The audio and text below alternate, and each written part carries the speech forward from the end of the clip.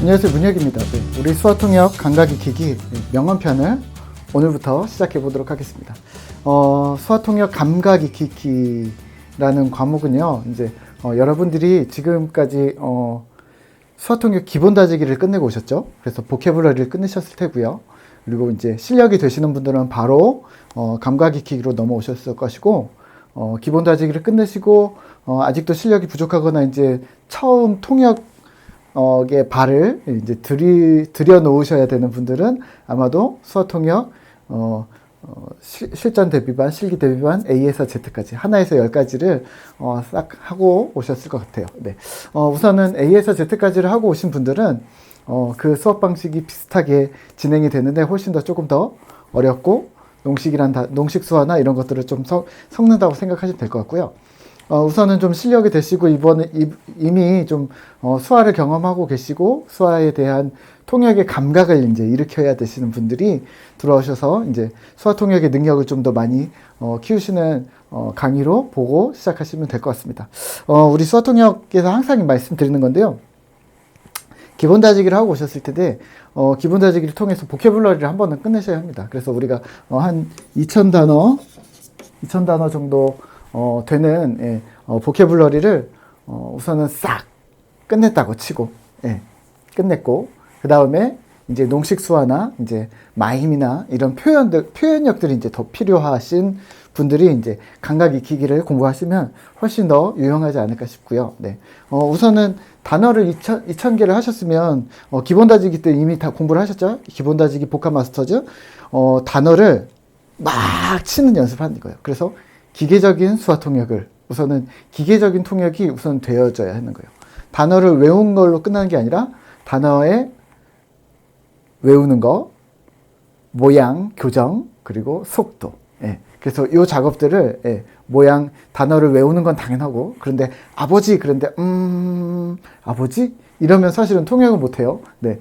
회화를 하실 수 있는 거지 통역을 못 해요. 네. 아버지 딱, 어머니 딱, 학교 딱, 대통령 딱, 정치 딱, 이런 식으로 딱딱딱딱딱딱딱 이게 기계적인 통역인데요. 기계적인 통역이 이 보캐블러리 기본 다지기를 통해서 여러분들의 속도가 쭉쭉쭉쭉쭉 높아지셨어야 됩니다. 그래서 그 정도가 되시면 이제 감각 익히기로 오셔서 뭘 해야 되냐면 사실은 거기서 만족할 수가 없잖아요. 감각을 익히는 무슨 감각을 익히냐면 진짜 수화 통역이 무엇인가. 그러니까 기계적인 통역으로 어떻게 자격증을 따고 속도를 높이고 모양을 하고 사람들이 알아듣든 못하든 막 쏟아낼 수 있는 능력이 되셨다면 이미 잘하시는 거 맞지만 거기서 만족할 수가 없습니다. 예전에 한번 말씀드렸나요? 수화 통역 자격증을 취득한 선생님들, 물론 이제 잘하시죠. 1년 차, 2년 차, 5년 차, 이런 선생님들이랑 지금 우리 이제 대선배님들 계시죠. 20년, 30년, 막 이런 분들이 계세요. 그쵸? 그런 선배님들이랑 딱 견주었을 때 뭐가 다를까요? 그쵸? 그게 달라요. 뭐가 다르냐면, 경험이죠. 경험. 우리가 관록이라고 하죠. 이건 이렇게 하면 돼. 라는 거 그냥 딱 바로 정답이 그냥 정해져 있으세요. 근데 그게 왜 그래요? 그러면 그냥 이렇게 써. 이렇게. 그런 선배님들을 보셨습니까? 20년, 30년 엄청나게 꽤 되신, 그런 분들을 막 1세대, 2세대 우리 수화 통역사 선생님들을 주변에 알고 계시면 아마 무슨 느낌인지 아실 거예요. 만약에 그런 분들이 없다. 나 혼자 자격증 땄고 나 혼자 하고 있다. 그러면 지금 이제 감각 익히기가 여러분들에게 꼭 필요한 겁니다. 네. 어떤 감각이 필요한 거냐면요.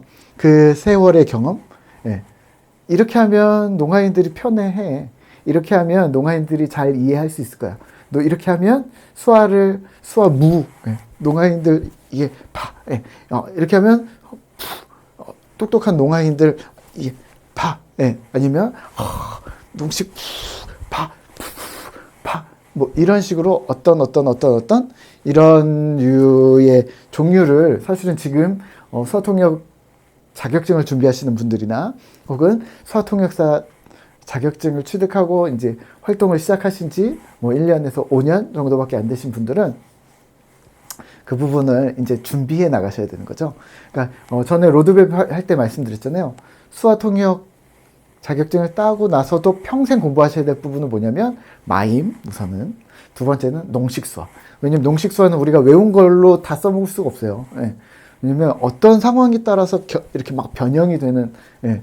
그리고 새로인 것 같은데 새롭지 않은, 근데 완전히 새로운, 뭐 이런, 그런 하여튼 말하기 어려운 게 있어요. 그, 있잖아요. 영어에 비하면, 영어로 말하면, 이디엄, 예. 문화를 알고 그 문화에 맞춰서 영어를 써야지만, 예. 예를 들면 영어로 take off, 그러면 take off, 그러면 뭐 벗다, 뭐 이륙하다, 뭐 단어인데, 뭐 아무데나 take off, 뭐, 다 쓰는 거예요.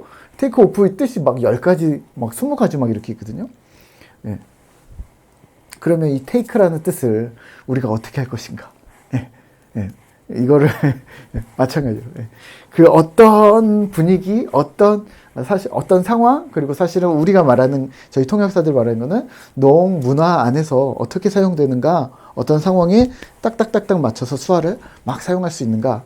아버지, 어머니, 이런 기본 단어들은 이걸 일부러 기본 단어로 합니다. 왜냐면 아버지를 뭐 농식수화, 어머니를 농식수화, 뭐 이런 거는 사실은 없잖아요.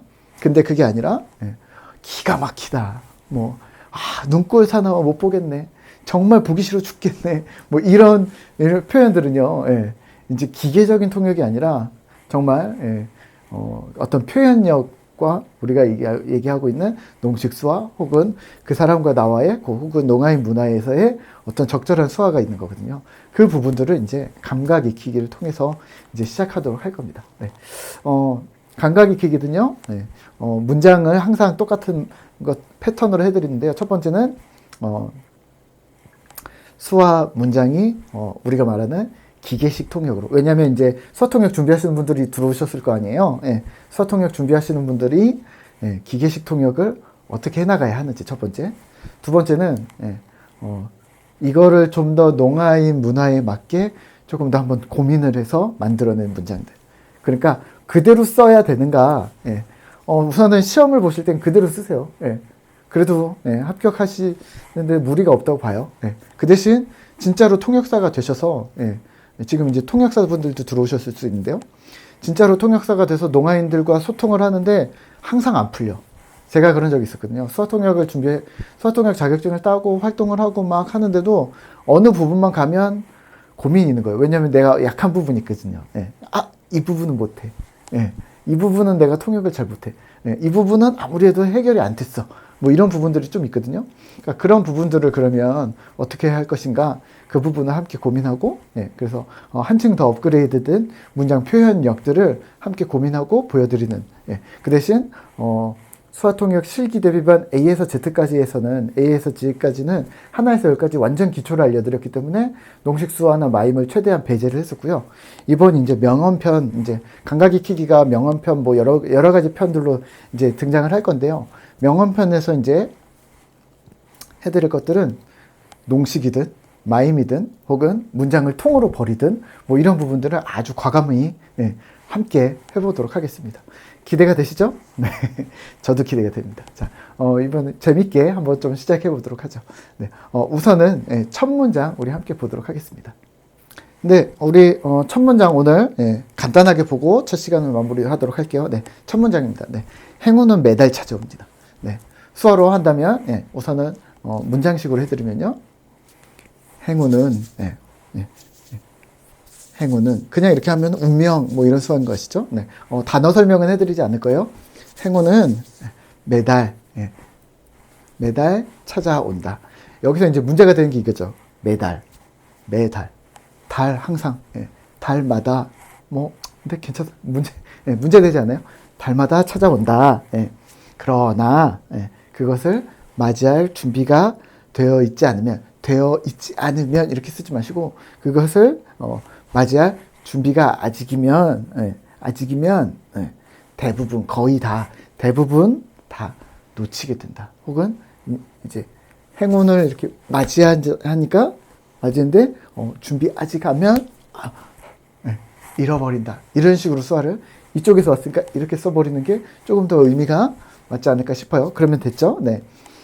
행운은 항상 찾아온다. 그러나 그것을 맞이할 준비가 되어 있지 않으면, 예, 대부분 그거를 놓치고 그런다. 잃어버리게 된다. 되셨죠? 네. 자, 첫 번째는 이렇게 하고요.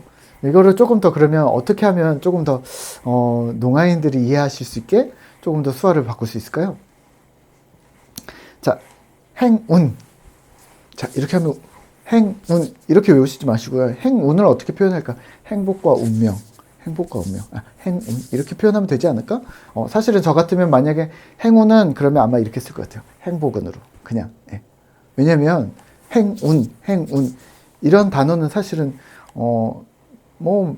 예, 딱 보고 행운이구나 이렇게 이해는 하실 수 있겠지만 이게 행운입니다라고 하기에는 조금 약간 무리가 있거든요. 예.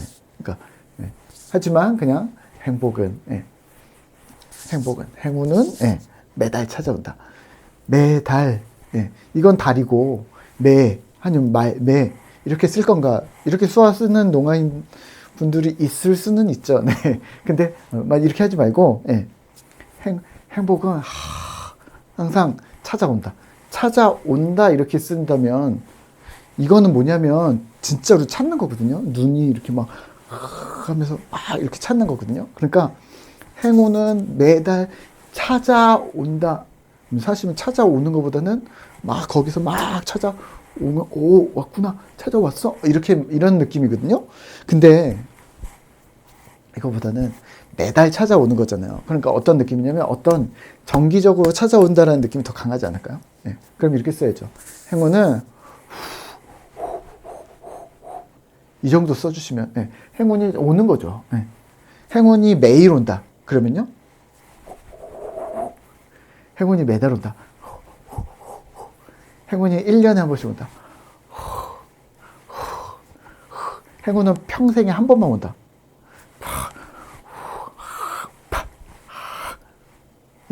이렇게 쓰겠죠. 그러니까 이런 느낌인 거예요. 행운은 우리는 매달, 매년, 매일, 매일은 수화가 있지만요. 매달, 매월, 며칠, 몇 월, 이런 수화들을, 이런 한국말을 우리가 잘 쓰지만 사실은 수화에서는 이런 부분들이 좀 취약 부분이라고 봐야 되나요? 조금 표현하기 애매한 부분. 대신 수화가 왜 이게 애매하냐면 수화는 되게 정확한 언어예요. 그래서 매달? 그러면 몇 월 오는데 3월, 4월, 5월, 6월, 7월 다 와? 아니면 1년에 12개월 다 와? 이런 식으로 확실하게 몇 시에 한 3시 한 몇 분쯤 올 거야? 아니면 2, 30분쯤 올 거야? 그러면 20분인지 30분인지 정확히 해야 돼요. 아니면 몇십 분? 몇십 개? 몇백 개? 그럼 몇백 개인지 100, 200, 300, 아니면 600, 700, 800 내가 통역자가 알아서 좀 상한을 해야 돼요. 천 몇백 명이야. 천 몇백 명. 이게 되게 어려운 거거든요. 수화로는. 왜냐면 수화는 정확하게 해줘야 되거든요. 1200명이야. 1600명이야. 몇천 명이야. 그러면 6000명이야. 7000명이야. 정확하게. 그래서 누가 만약에 그거 그냥 200, 300 몇십 명 왔어. 이런 식으로 얘기한다면 다시 물어봐야 돼요. 그래서 250명이에요? 70명이에요? 아니면 210명, 20명? 아니면 몇백 명? 정확한 숫자. 그래서 수화에서는 정확한 숫자를 표현을 원하기 때문에 이 부분들이 좀 되게 애매한 거거든요. 그래서 이 부분들을 임의로 조금 빼고 남겨두시면 좀 좋을 것 같아요. 그래서 진짜로 통역 현장이다. 시험을 보실 때 그대로 하시는 게 더 나아요. 문장 그대로. 근데 진짜 통역 현장에서 우리가 농아인들과 소통을 하는 부분이라면 이렇게 하는 게 낫죠. 아니면 정기적으로 이렇게 해주면 몇 달이에요? 몇 달 만입니까? 며칠 만입니까? 몇 년 만? 이렇게 묻는 사람 없어요. 행운은 정기적으로 오는구나. 네. 그러나 그런데 준비 아니면 준비 하면 거의 대부분 놓친다. 대부분 잃어버린다. 아니면 대부분 잃어버리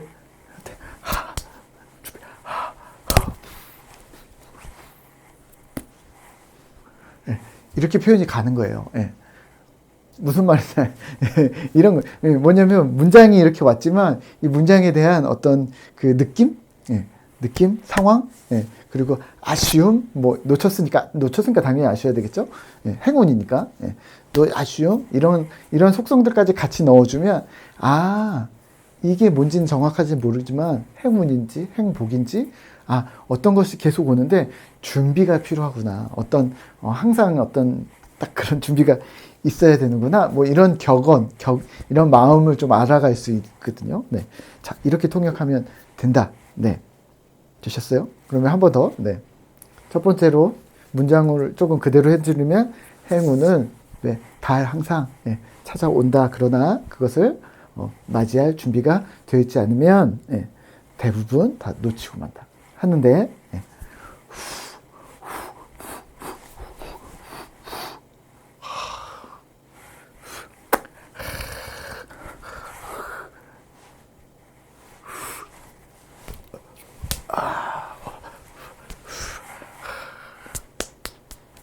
이렇게 갈 수 있다라는 거를 보여드릴게요. 네.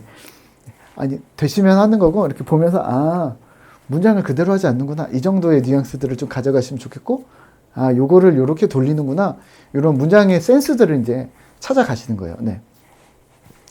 네, 농아인들과 함께 대화한다고 생각하면서 강의를 좀 더 보시면 될 것 같아요. 자, 두 번째 문장.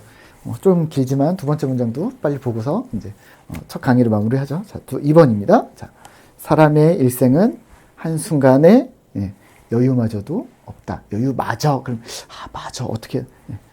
그런데도 사람들은 영원히 살 것처럼 한순간, 한순간을 소홀히 시시하게 여긴다. 여긴다. 시시하게 여긴다. 뭐 이렇게, 괜찮습니다. 네.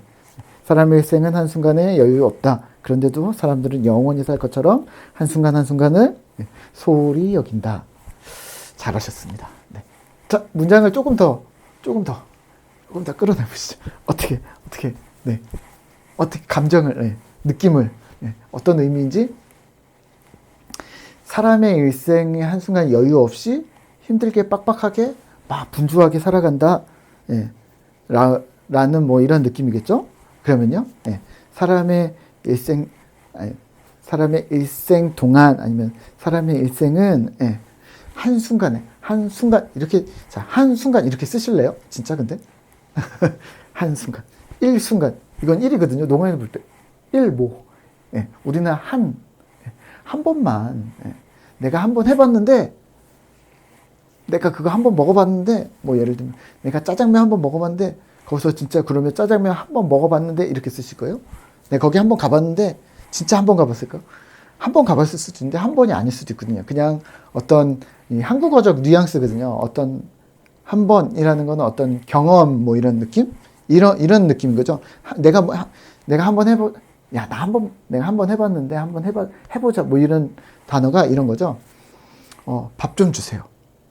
내가 좀 봤는데, 먹을 거 좀 주세요. 차비 좀 주세요. 뭐, 준비 좀 해주세요. 그럼 여기를 준비 좀이에요, 좀. 그럼 좀을 작다를 쓴 거예요. 밥 조금만 주세요. 이렇게 쓸 거예요. 밥 조금만 주세요. 이렇게 쓸 거예요. 여기서는 그냥 밥 주세요 해야 되거든요. 밥 좀 주세요. 이거는 한국어적인 특성이거든요. 여기 마찬가지로. 뭐 준비 좀 해주세요. 그럼 준비를 조금만 하고 10%만 준비를 하고 90%는 내가 준비할 이런 말 아니잖아요, 그렇죠? 이런 뉘앙스가 이제 이런 한국적인 뉘앙스가 있는 거거든요. 한 순간의 여유마저. 그러니까 조금의 여유가 없다 이렇게 쓰셔야지. 한 순간, 그럼 두 순간, 세 순간 이렇게 아니죠. 사람의 일생은 조금의 여유도 없다. 여유도 없다. 그런데도 그럼에도 불구하고 사람들은 영원히 살 것처럼 영원히 살 것처럼 써도 되고 저 같으면 안 쓸 것 같아요.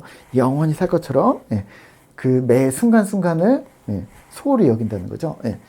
영원히 살 것처럼 현재 탁탁탁 현재 이렇게 보셔야 될 것 같은데요. 네. 다시 한번 해드릴까요? 네. 자, 수화로만 보시면 조금 이해가 더 편해요.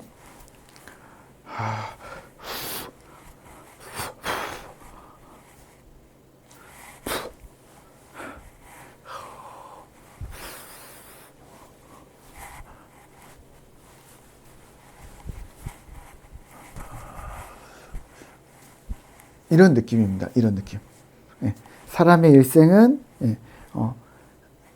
조금의 여유도 없는데 예.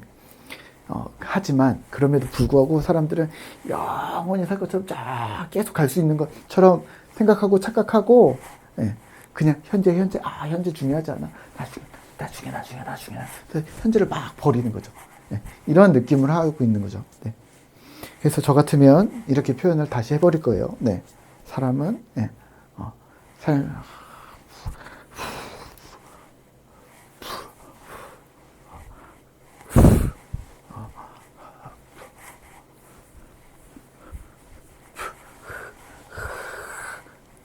이렇게 쓰면 어떨까 싶습니다. 네.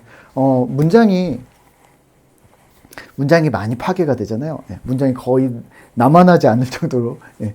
근데 수화 통역을 할 때 이런 걸 보는 거죠. 이렇게 문장을 딱 보고 혹은 소리를 듣고 머릿속으로 들어왔을 때 기계적으로 나갈 때 기계적으로 나가면서 한두 단어씩 더 덧붙여주는 거예요. 우선은 지금 우리가 실력이 안 되니까 한두 단어를 더 덧붙여주고 혹은 마지막 순간에 감정 같은 거 이런 것들을 조금 더 넣어주는 연습들을 조금 더 하시고 그리고 시간이 점점 더 지나면 이 여유가 더 생기거든요. 들었을 때 이걸 어떻게 더 바꿀까? 혹은 예전에 했었던 그런 경험들이 기억이 나기 때문에 그럼 조금 더 편하게 여유롭게 그리고 이제 사실은 지금 단문이 되게 어려운 거거든요.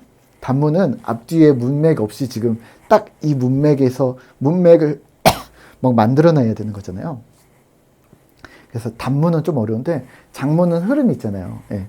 예. 흐름이 있어서 이 문장에서 이렇게 쓰면 당연히 이런 흐름이기 때문에 이렇게 풀어주면 돼 하고 풀어줄 수가 있거든요. 그러니까 그런 부분을 잡는다고 생각하시고 예. 우선은 단문은 조금 어렵지만 단문을 통해서 우리가 감각을 좀 기르고 나중에 장문을 할 수 있으면 장문을 또 해보도록 하죠. 근데 장문은 좀 진짜로 시간을 많이 투자해야 되거든요. 장문하면 정말 딱 한 개 하면 막 1시간 지나고 막 이래서 에너지 소모량이 되겠네. 네. 어찌됐건, 네. 음성통역, 필기통역에 비해 수화통역은 좀 되게 에너지 소비가 많이 심하실 거예요. 네.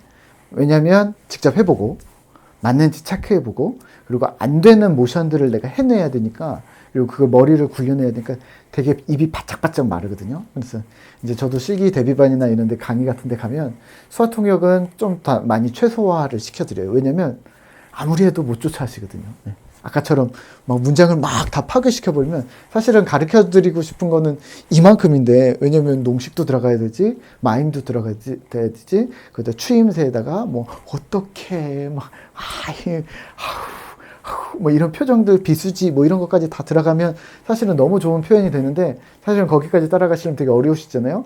그래서 이렇게 표현을 해드리고 다시 문장을 기계식으로 이렇게 해드리니까 이제 서로 힘이 들긴 한데 어찌됐건 이제 영상으로 배울 수 있다는 거는 장점은 뭐냐면 여러분들이 여러 번 돌려볼 수 있다는 거. 선생님 문장을 했는데 다 표현이 이번에 틀리고 다음에 틀리고 또 다음에 틀리고 똑같은 문장 3번 해주셨는데 3개 다 틀린데 그럼 어느 걸 해야 됩니까? 어느 걸 하셔도 상관없다는 거예요. 기계적으로 통역을 하실 때 문장대로 할 때는 뭐 어떻게 정해져 있는지 모르겠지만 어찌됐건 통역이라는 거는 우리가 필기 공부하실 때도 번역의 느낌인 거거든요. 번역. 예. 통역을 하는 사람의 어떤 주관적인 해석이 약간 가미될 수도 있는데 그게 최소화하게 하지만 표현력이나 이해도는 극대화시키기 위한 어떤 창작물? 네, 하여튼 네 그렇습니다. 그래서 그래서 좀 어려운 거고 똑같은 문장을 아마 또 다른 수화통역사 선생님들한테 드리면 또 다르게 표현을 하실걸요. 네. 그러니까 그 많은 표현들 중에 내가 어떻게 가져가야 될 것인가를 내가 골라오시는 작업들을 하시는 거예요. 그리고 특히나 지금은 더 어려운 이유는 한국어 문장을 가지고서 수화를 하는 거기 때문에 더 어려운 거지. 사실은 농아이들이랑 직접 대화를 하면서 한국어 빼고 수화로만 대화를 하면 훨씬 더 자연스럽고 훨씬 더 재미가 있는데 좀 재미가 없을 수도 있어요. 네, 저 혼자만 재미가 있을 수 있어요. 네. 이렇게 표현하는구나. 이런 표현들을 지난번에 항상 말씀드리시죠. 시야를 넓히는 거죠. 이분은 이렇게 표현하는구나. 이분은 이렇게 표현하는, 이거는 이렇게도, 그러면서 이렇게 넓어지는 거죠. 시야가 이렇게 쫙 넓어져서, 어떤 문장이 나왔을 때 어떻게든 표현할 수 있는 그런 좀, 좀 여유로운 능력들이 좀 생기셨으면 좋겠습니다. 네, 수고하셨고요. 우리 다음 시간에 또 뵙도록 하겠습니다. 수고하셨습니다.